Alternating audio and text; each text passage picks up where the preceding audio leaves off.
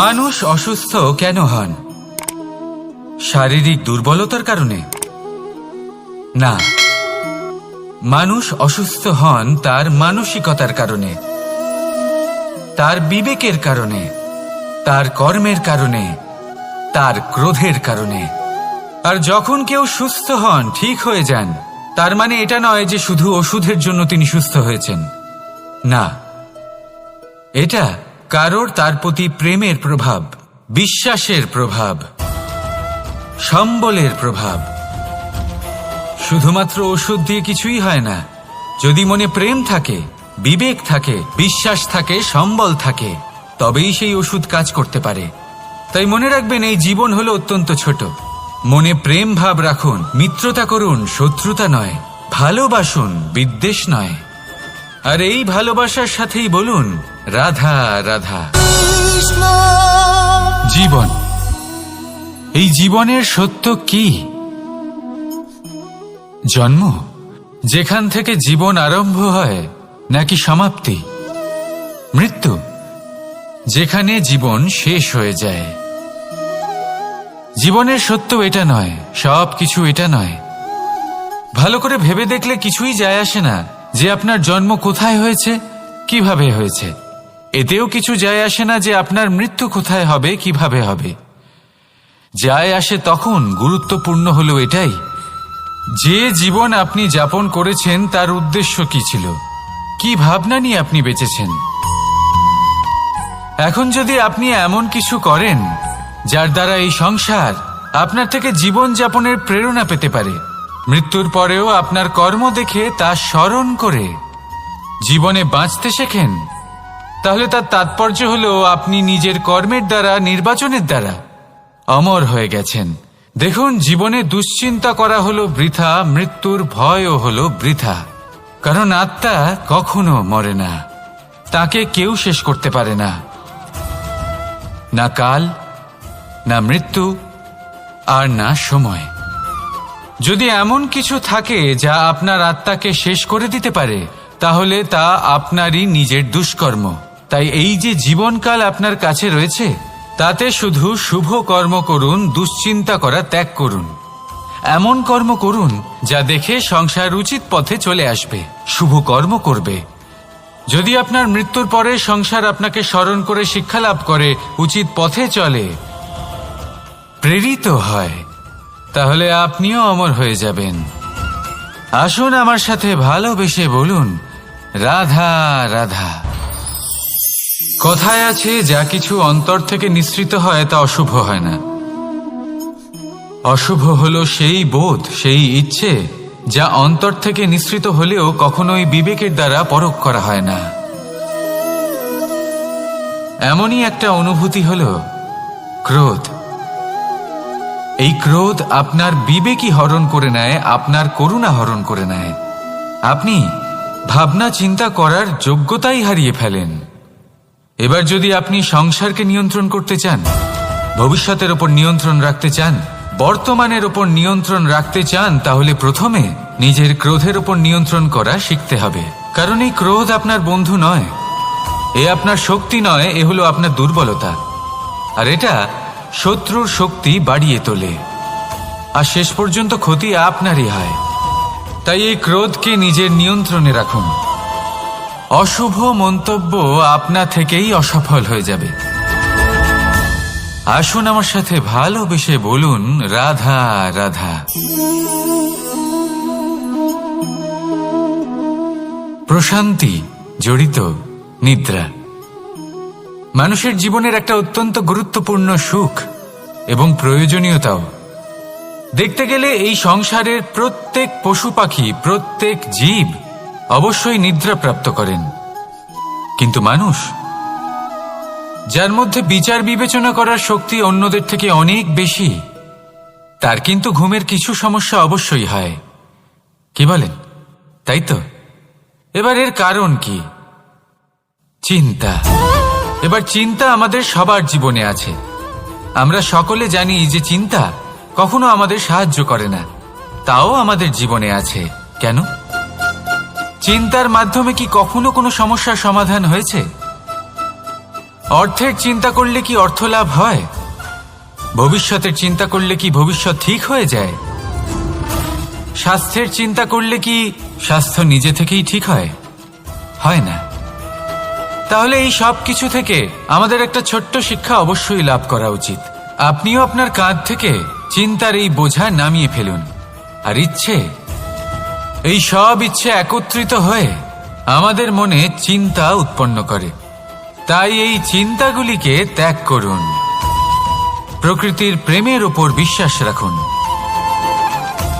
মনে রাখবেন, যিনি চিন্তামুক্ত হবেন তিনি চিতামুক্ত হবেন। সুখের নিদ্রা প্রাপ্ত করুন, আর নিদ্রায় যাবার আগে আমার সাথে ভালোবেসে বলুন, রাধা রাধা। মহাদেব সেই দেবতা যিনি মহান, যাকে দেবতাদের দেবতা বলা হয়, যিনি হলেন আমার আরাধ্য। কখনো আপনার মনে এই প্রশ্ন এসেছে যে শিবকেই কেন মহাদেব বলা হয়, অন্য কোনো দেবতাকে কেন বলা হয় না? সেই কারণ মহাদেবের মধ্যে, ওনার মধ্যে এমন এক বিশেষ গুণ রয়েছে যা অন্য কারণ নেই। তা হল নিঃস্বার্থ হয়ে মানুষের সেবা করা। যদি প্রয়োজন পড়ে, যদি সৃষ্টির পথে বিনাশের কালো মেঘ ছেয়ে থাকে, তখন নিজের প্রাণের চিন্তা না করে হলাহল পান করার জন্য প্রস্তুত থাকেন মহাদেব। আর এই অদ্বিতীয় ত্যাগের জন্যই শিবকে মহাদেব বলে ডাকা হয়। এবার যদি কোনো মানুষও নিঃস্বার্থ ভাবনার দ্বারা নিজেকে অর্পণ করে দেয় এই জগতের কল্যাণের জন্য, মানুষের সেবার জন্য, তাহলে তিনিও মহাপুরুষ, মহামানব হতে পারেন। যদি কেউ অভুক্ত থাকেন তাহলে নিজের থালা থেকে অর্ধেক খাবার তাকে দিয়ে দিন। যদি কেউ অসুস্থ হন তাহলে তাকে সেবা করার, চিকিৎসা করার চেষ্টা করুন। এই জীবন শুধু নিজের জন্য নয়, অন্যদের প্রতি, সমস্ত সংসারের প্রতি উৎসর্গ করুন। যদি এই সব মানুষ শিখে যান তাহলে তিনি মহাদেবের পথে অগ্রসর হতে পারেন। যদি মানুষ নিঃস্বার্থ ভাবনার দ্বারা এই সংসারের সেবা করতে শিখে যান তাহলে তিনি নিশ্চিত রূপে মহামানব অবশ্যই হতে পারবেন। আসুন আমার সাথে ভালোবেসে বলুন, রাধা রাধা। স্বর্ণ, হিরে, মুক্ত, মানিক, এই সব কিছুকে আগে পাথর বলা হতো। তাহলে এমন কি হলো যে এদের রত্ন বলা হয়? আর রত্ন তা বাস্তবে আসলে কি?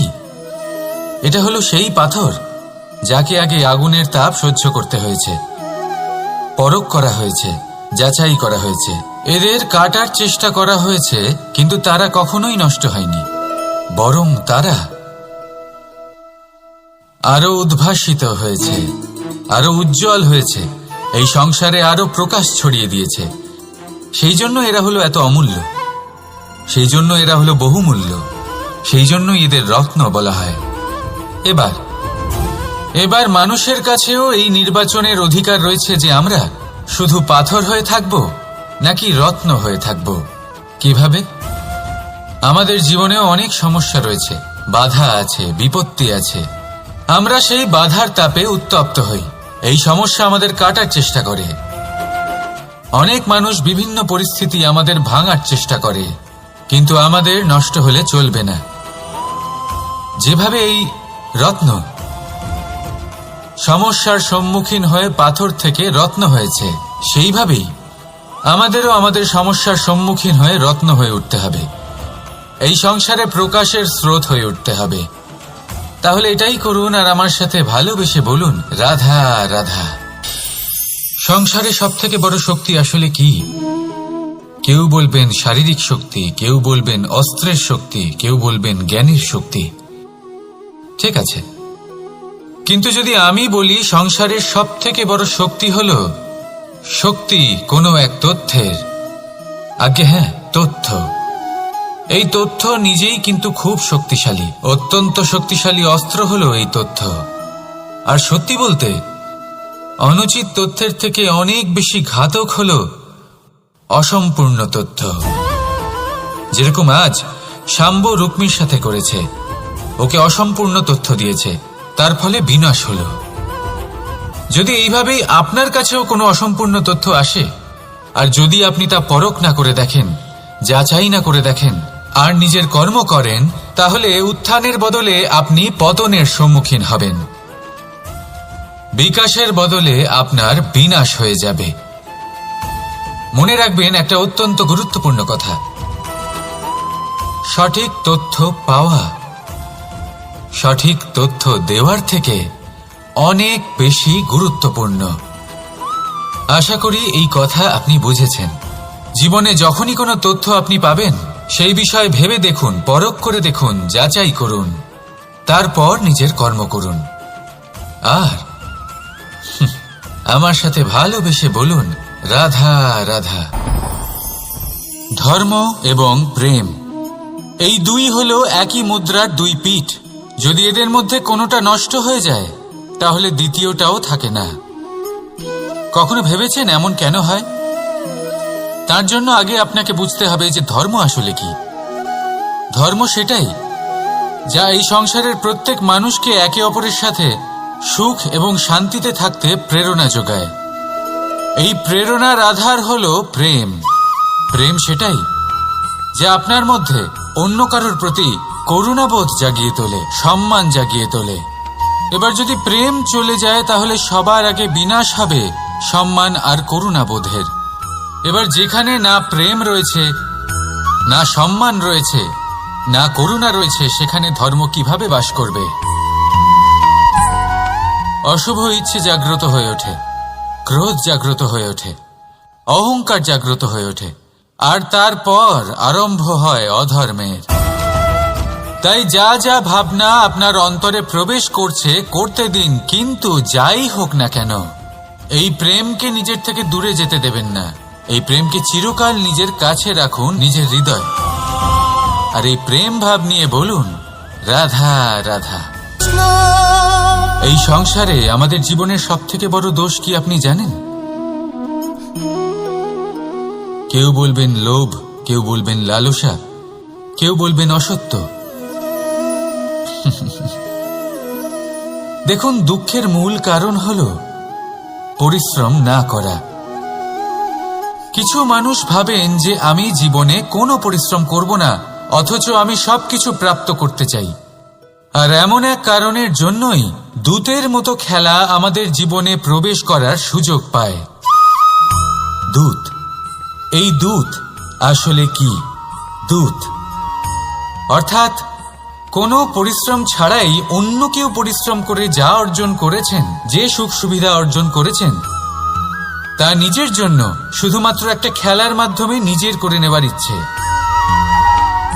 আর এই ইচ্ছে অত্যন্ত বিনাশকারী হতে পারে।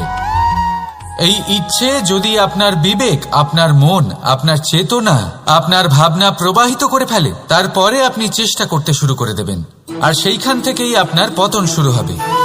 এই চেষ্টা করবেন যে অন্য কারোর জীবনের সমস্ত ধন, তার সমস্ত জীবন সম্পূর্ণভাবে নিজের করে নেওয়ার।